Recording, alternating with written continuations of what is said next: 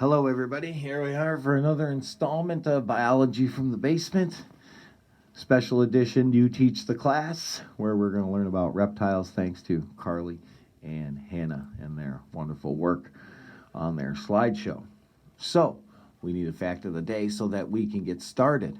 And that is, during the Great Depression, people were so poor and couldn't afford gas that they used their horses to tow their cars around.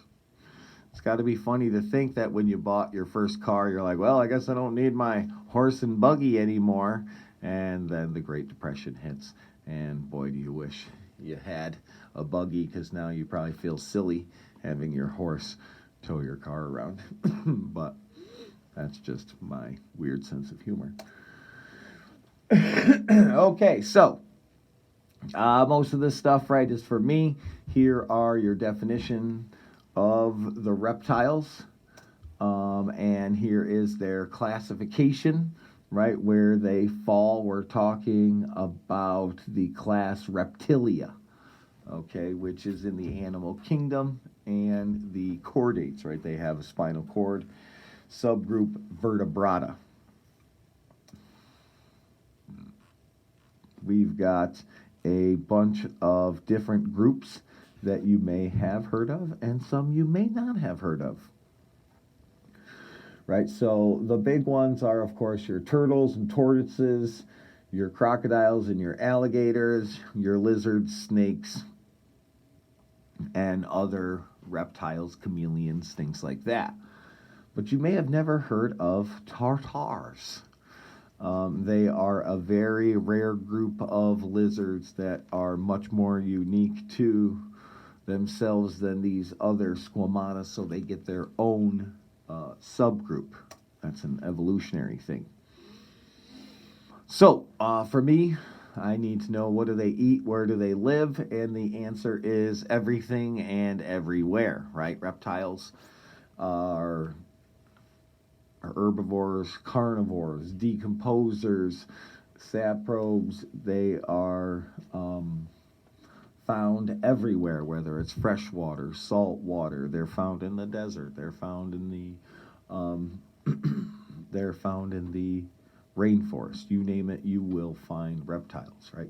Because we're talking about snakes, crocodiles, turtles, everything. So they eat everything. They live everywhere. Of course, they're not found in Antarctica, I believe. Lots of great adaptations that they have. Scales themselves are great for protection, as well as shells and turtles. I was just watching this crazy video where a lion just gave up on trying to eat a turtle because it was able to just get right in, and he couldn't get at it, just gave up.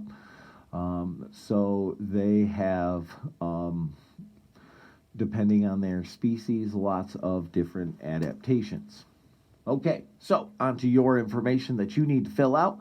They are multicelled, right? They have an internal skeleton. They are vertebrates. That is the backbone of a snake, right? This is also known as an endoskeleton, internal skeleton. Good job. All right, so on to, right, nervous system. They have a brain, they have a spinal cord, and they have nerves and sense organs. So that's a great 4 bullets of information, of basic info covering their nervous system. They do have a very simple brain compared to ours, right? They only have their basic survival functions. That's why many lizards act the way they do. And anyone who owns a lizard, I'm sorry, they don't love you. Right? Lizards are known to have a 3-chambered heart, except for the crocodiles. Crocodiles do have a 4-chambered heart like us, but most have 3. We also talked about how the dinosaur most likely had a 4-chambered heart, even though they classified as reptiles, and some of them were probably even warm-blooded. But they have a 3-chambered heart for the most part and a closed circulatory system. Their digestive system is continuous, meaning it goes in one end and out the other. Respiratory system is they breathe through their lungs. They have lungs just like us. So the way they breathe can be different, right? Sometimes they actually do gulp air because they don't have a diaphragm. We'll talk about the diaphragm and how important it is in drawing air into your body.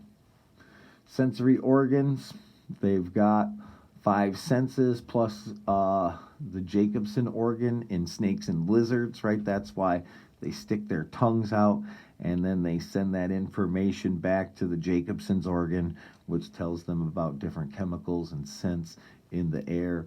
They can actually touch the chemicals that will tell them there is predators or prey in the area. They do lack ears, but of course they can detect vibrations. So lots of cool senses. There's a nice example of that Jacobson's organ. All right, back to your slides. They are cold-blooded. They lay eggs. They have internal fertilization, right, because they actually form a shell around their egg. They do not nourish with milk. Sometimes they do have secretions on their skin that their babies will consume, but they do not nourish with milk. And some would be the answer for carry their milk, because a lot of the time it's pretty much lay an egg and peace out. And we've all seen those sad stories of those poor little sea turtles running from the beach trying to get to the ocean. Oh, why weren't their parents there to help them, guide them to the ocean? Here are some good examples. Crocodiles are very ancient species. They've got a great design that has existed for a long time. And here is your slideshow. Some have added it to the end. That's okay. Or you can screenshot it to me. Either way is acceptable. So good job, ladies, teaching us about the reptiles.